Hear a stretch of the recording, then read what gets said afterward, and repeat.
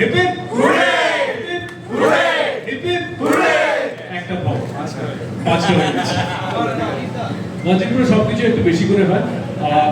কাহিনী নিয়ে আমি বিশেষ কিছু বলবো না, তোমরা সবাই দেখেছো টিজারটা। টিজারটা কারা কারা দেখেছে কালকে? হাত তুলো, সবাই দেখেছে। টিজার হচ্ছে, আজকে ট্রেলার লঞ্চ হবে। প্রথমে আমি চলে যাব আমাদের এখানে, আমি একজনকে খুব শখের সাথে বলি, তাতো প্রজাপতি। উনি আমাদের ক্রিয়েটার। ব্রহ্মা জানেন, ব্রহ্মা বানান, ব্রহ্মাই স্রষ্টা। একটু শ্রী শ্রী জয়দীপ বন্দ্যোপাধ্যায় প্রজাপতি নমঃ। উনি হচ্ছেন ক্রিয়েটর, বানান ভুল না হয়, শ্রী জয়দীপ বন্দ্যোপাধ্যায়। ক্রিয়েটার বানান সহজ, মানে CREATOR, এটা কেউ ভুল করবে না, আমার ভরসা আছে মিডিয়ার বন্ধুদের উপরে। ভার্জিনপুর হচ্ছে ক্লিকের সাথে আমার গত 6 বছরের বোধহয় 6ষ্ঠ প্রজেক্ট।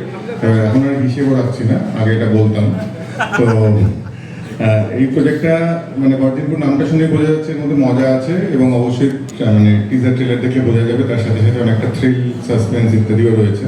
তো এইরকম একটা জগৎ, আমি এর আগেও এটা নিয়ে কাজ করেছি চেক ক্লিক বা অলক্ষীর সময়। হয়তো সেই কারণেই ক্লিকের ওনাদের ভরসা হয়েছে আর কি, যে আমি এটাও করতে পারবো। সেই কারণে ওনারা ভরসা করে প্রজেক্টটা দিয়েছেন, অনেক ধন্যবাদ ওনাদেরকে। এবং এই প্রজেক্টটা আমি পেয়েছি তার কারণ রুদ্র আগে প্রাথমিকভাবে এই গল্পটা লিখেছে। রুদ্রদীপ চন্দ্র আমাদের রাইটার, এবং পরবর্তীকালে যখন ঠিক হয় যে আমি এটা করছি, তো তখন আমি সৌমিককে অনুরোধ করি যে ডায়লগটা লিখে দেওয়ার জন্য। সৌমিক এবং আমি দীর্ঘদিনের কোলাবোরেটর, আমার সমস্ত কাজেই সৌমিক ডায়লগ লিখেছিল। এবং এই সমস্ত কাজের বলতে গিয়ে এই প্রসঙ্গেই বলা যে এই সিরিজের মাধ্যমে ডেবিউ করছে শুভদীপ। আমি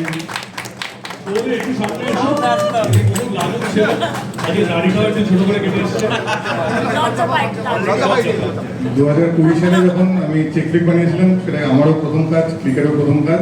এবং সেই শুটিংয়ের 2 দিন আগে ঘটনাচক্রে আমার সাথে আলাপ হয় বান্ধবীর। এবং তারপরে কীভাবে আমরা 2 দিনের চেনায় এবং 2 দিনের প্রিপারেশনে একটা গোটা সিরিজ করেছিলাম, সেটা একটা সম্পূর্ণ অন্য গল্প। সেটা নিয়েও আমরা কোনো একদিন সিরিজ বানাবো। কিন্তু সেই 2020 থেকে যে ট্র্যাডিশন আমরা তৈরি করেছিলাম, সেটা এখনো সমানে চলিতেছে। এবং বাম্বির এটা প্রথম কাজ হিসেবে আমি দেখছি না, কারণ আমার কাজেও বাম্বি একই রকম মানে ভূমিকা নেয়, এবং আমার শুটিংটাও বলতে গেলে প্র্যাকটিক্যালি বাম্বিই করে। তো ফলে বাম্বি সেই অর্থে এটা প্রথম কাজ নয়।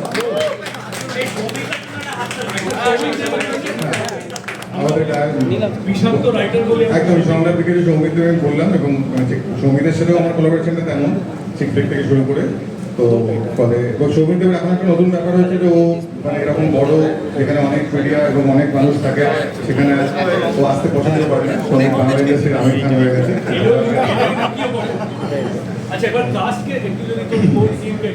না, তার পাশাপাশি আমি টেকনিশিয়ান শেষ করে নিই।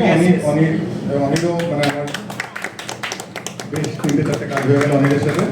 এবং আমি এখন অনিলকে খুশি করতে পারিনি। প্রত্যেকটা শটের পরেই অনিল বলে যে এটা ঠিক হলো না, যেমনটা ভেবেছিলাম। আশা রাখছি পরে কোনো একটা সিরিজে পারবো। তো এবং প্রাঞ্জলের সাথে অলক্ষী থেকে আমরা খোলা হয়েছে। তো ফলে এবার ব্যাপারটা হচ্ছে, বোঝাই যাচ্ছে যে আমরা এটা কোনো মানে বাম্বির প্রথম কাজ হলেও এই টিমটা আসলে মানে প্রথম নয়। এই টিমটা আগেও অনেকবার একসাথে কাজ করেছে, এবং খুবই 2014 সালে জার্মানির মতো। এবার তো হেরে গেছে।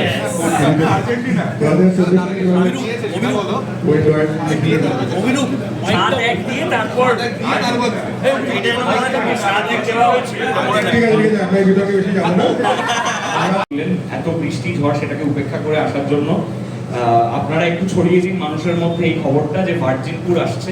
নামটা শুনে যতটা মানে একটু সবাই চমকে যাচ্ছে, ভার্জিনপুর কি, একটু সিরিজটা দেখলেই বোঝা যাবে যে ভার্জিনপুরের এই চরিত্রটা ভীষণ চেনা, আমাদের আশপাশের পরিস্থিতির সাথে প্রচুর মিল পাওয়া যাবে, সেটা দেখলেই বোঝা যাবে। অবশ্যই একটা কথা বলতে পারি যে কমেডি, এই কনফিউশন কমেডি, তারপরে অ্যাকশন, এই দুটোকে মিলিয়ে এই জনরাটা আমাদের এখানে খুব কম এক্সপ্লোর হয়েছে, এবং এত সুন্দরভাবে এটাকে এক্সপ্লোর করা গেছে। সেইটার জন্য ক্লিককে ধন্যবাদ, শান্তনুদাকে ধন্যবাদ, জয়দীপদা, বাম্বিদা, রুদ্রদা, সৌমিতদা, এই পুরো টিম, প্রাঞ্জলদা, অনিকদা, সকলকে ধন্যবাদ যে এটা এত সুন্দর করে এক্সপ্লোর করা গেছে। আমরা যারা অভিনয় করার সুযোগ পেয়েছি এই সিরিজটায়, আমাদের কাছে এটা একটা পিকনিক ছিল। আমরা রোজ যেতাম, আমরা ওয়েট করতাম কবে ভার্জিনপুরের শুটিং হবে, আমরা পিকনিক করবো, আমরা মেকআপ রুমে বসে কি খাওয়া হবে এইসব আলোচনা করতাম। তারপরে শার্লি আর নিশান্তিকা ডাইটিং এর মধ্যে থাকতো, ওদেরকে বোঝানোর চেষ্টা করতাম যে আজকের দিনটা থাক, আজকে খেয়ে নে, পরে আবার দেখা যাবে। তবে এই এত আনন্দ করে কাজ করেছি, বাড়ি ফিরে গিয়ে মনে হয়েছে যে কতদিনে দর্শককে এই কাজটা দেখাতে পারবো, এবং ফাইনালি আজকে ট্রেলার আসছে, টিজার অলরেডি মানুষজনের ভালো লাগছে। এটাই চাইবো যে রথের দিন স্ট্রিম করছে ক্লিকে, আপনারা অবশ্যই দেখুন। খুব ভালোবেসে বানানো একটা কাজ, আপনারাও ভালোবাসা জানালে ভালো লাগবে। Thank you. এরপরে আজকে এই যে গর্জিয়াস সত্যম শিবম সুন্দরীতমর প্রথম আমার পাশে দাঁড়িয়ে আছেন। কিছু আলাদা করে বলা নেই, কারণ জয়দীপদা, রানাদা এবং ঋতুগুলো তো বলেই দিল। সত্যি কাজটা এত পজিটিভিটি এবং এত আনন্দ করে করেছি। প্রথমেই থ্যাংক ইউ ফর জয়দীপদা, জয়দীপের সাথে প্রথম কথা হয়েছিল এই কাজটা নিয়ে অনেকদিন আগে, তারপরে কাজটা ফাইনালি হয়েছে। থ্যাংক ইউ সো মাচ জয়দীপদা। বাকি সবাই তো রয়েছে, রানাদা, রুদ্রদা, মামদিদা, অনিকদা এবং সব কোয়ার্টিস্ট, এই যে জিতু, সত্যমদা, ঋষান্তিকা, মনীষা, সবাইকে থ্যাংক ইউ সো মাচ। খুব খুব আনন্দ করে একদম পিকনিকের মধ্যে কাজটা জাস্ট হয়ে গেছে, এবং কাজটা আমার মনে হয় আপনারা সবাই দেখলেই বুঝতে পারবেন যে কতটা আনন্দ করে আমরা করেছি, সেটা বোঝা গেছে আমার থ্যাংক ইউ। এরপরে ভদ্রলোক সাধারণত খুব গম্ভীর থাকে, একটু স্যার সামনে আছে সেই সত্যম ভট্টাচার্য। নমস্কার সবাইকে। হ্যাঁ, থ্যাংক ইউ সবাই আসার জন্য, খুবই ভালো লাগছে। সত্যি শালি যেটা বললো, অনেক দিন আগে ভার্জিনপুরের এই ভার্জিনপুর নিয়ে যাত্রা শুরু করেছিল সবাই, তখন অনেক কিছু মানে ডেট হচ্ছে, আপডেট হচ্ছে না, আপডেট হচ্ছে, করে করে ফাইনালি আমরা ভার্জিনপুর শুট করে ফেলেছি, ডাবিং করে ফেলেছি, পোস্ট হয়ে গেছে, আর এক সপ্তাহ বাকি রিলিজে আজকে ট্রেলার দেখা যাবে। তো বিশেষ কিছু বলার নেই, কারণ বলতে গেলে অনেক কিছু বলা হবে। আমার ক্রিকেটের সাথে প্রথম কাজ এটা, খুবই এনজয় করে করেছি। থ্যাংক ইউ শান্তনুদাকে, রজিতাকে, মাহিদাকে, যারা ভেবেছে আমাকে এই ক্যারেক্টার। প্রথম চয়েস আমি ছিলাম না, দিদি তাও আশা করছি যে সেকেন্ড চয়েস হওয়া সত্ত্বেও আমি আমার কাজটা মন দিয়ে করতে পেরেছি এবং ভালো করেছি। বাকি সবাই খুবই সুন্দর কাজ করেছে এবং খুবই ইউনিক একটা সিরিজ তৈরি হয়েছে, যেটা ঋতু বললো। তো সবাই দেখুন ট্রেলারটা, আবার পরে সিরিজ থেকে জানাবেন আমাকে কেমন লাগবে। এবং একজন খুব গুরুত্বপূর্ণ চরিত্রের কাছে আসছি, সাধারণত লেখকদের নিয়ে বিশেষ চর্চা হয় না। এবং যদি মনে করে আলটিমেটলি আমরা ওই প্লেট মেঝে সাজিয়ে দিয়েছি, তারপর তার মধ্যে খাবার তুলেছে বাঙ্গিদা, জয়দীপদা, অনেক অন্যান্যরা। আলটিমেটলি যেটা হচ্ছে যে ডার্ক কমেডি কী, বা যেটাকে দিতে বললো কনফিউশন কমেডি কী, সেটা চ্যাটজিপিটি বা গুগল করলে সবাই জেনে নেবে, সুতরাং আলাদা করে ওটা নিয়ে ক্লাস নিচ্ছি না। কিন্তু যেটা হচ্ছে যে বাংলায় ডার্ক কমেডি হয় না সাধারণত, সামহাও কেন হয় না আমি জানি না, হয়তো কিছু না কিছু কোথাও একটা প্রবলেম হয়। কিন্তু আমরা চেষ্টা করেছি সেই ডার্ক কমেডিটাকে প্রপারলি এক্সিকিউট করার, প্রপারলি ক্রিয়েট করার, এবং সেই ডার্ক কমেডি যেখানে হাসতে হাসতে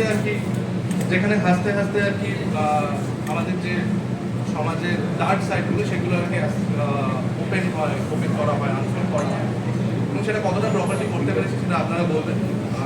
ট্রেলার দেখে কিছুটা আঁচ পাওয়া যায় বলে শুনেছি, আমি যদিও পাইনি, করছি খুব ভালো ট্রেলার দেখে, যেটা পরবর্তীকালে খুব খারাপ ছবি হয়েছে। তো স্টিল আপনারা দেখুন, দেখে তারপর রথের দিন আসছে ভার্জিনপুর। রথের দিনে আসছে ভার্জিনপুর। থ্যাংক ইউ সো মাচ রুদ্র। এরপর আমি যাব, এই যে দেখছেন আপনারা রকস্টারের মতো পিছনে দাঁড়িয়ে আছেন, রকস্টার প্রাঞ্জল দাস, আমাদের মিউজিক ডাইরেক্টর। কলকাতায় হেন কোনো চ্যানেল নেই, হেন কোনো প্রোডাকশন নেই, প্রাঞ্জল এখানে কাজ করে না। প্রাঞ্জল, এই ছবিটায় কিছু চমক আছে যেটা আমরা এখনো রিভিল করিনি, একটু পরেই করবো। তোর অভিজ্ঞতা কেমন ছিল জয়দীপের সাথে আবার ঝগড়াঝাটি করে? অভিজ্ঞতা বলতে জয়দীপের সাথে আমার একটা অনেকগুলো কারণ আমরা করি না আর কি, কিন্তু একটা যেটা আমরা করি, যেটা একটু আগে আলোচনা করছিলাম যে জয়দীপের সাথে কাজ করতে গেলে যেটা আমরা ইয়ে হওয়ার আগে, শুটিংয়ের পরে এবং এডিট হওয়ার আগে আমরা মিউজিকটা লক করে ফেলি, এবং সেই মিউজিক লক করার যে প্রসেসটা দারুণ ইন্টারেস্টিং হয়, প্রচুর ঝগড়া ঝামেলা, কথা কাটাকাটি, এবং আলটিমেটলি একটা বিশাল একটা স্ট্রেসফুল এনভায়রনমেন্ট তৈরি হয়, বই আমরা আলটিমেটলি লক করি। কিন্তু তাদের সুবিধা এটা হয়, এই এডিট যখন হয় তখন আমাদের মিউজিকটা মোটামুটি ফাইনাল হয়ে যায়, যেটা যারা ডাবিং করতে এসে আমাকে টেক্সট করেছিল যে আমরা এই দিকটা শুনছি দারুণ লাগছে, নিজেদের। তো এই ক্ষেত্রে মিউজিকটা জাস্ট ইন দ্য সিরিজ একটু উইয়ার্ড জোনে আমরা বিচারণ করার চেষ্টা করেছি, এবং সবথেকে ইন্টারেস্টিং আমরা এক্সপেরিমেন্টটা করেছি সেটা হচ্ছে অন্য সিরিজে কী হয়, জয়দীপের বিশেষ করে গান থাকে, একটা সাউন্ড ট্র্যাক থাকে 4 মিনিট বা 3 মিনিট, যেমন গান হয় আর কি। এই সিরিজটা প্রচুর গান আছে, কিন্তু একটাও গান নেই, একটাও গান নেই, কিন্তু অনেকগুলো গান আছে। এইটা রহস্যটা আমার মনে হয় সবাই সেটা একটু বলে দিলে আমরা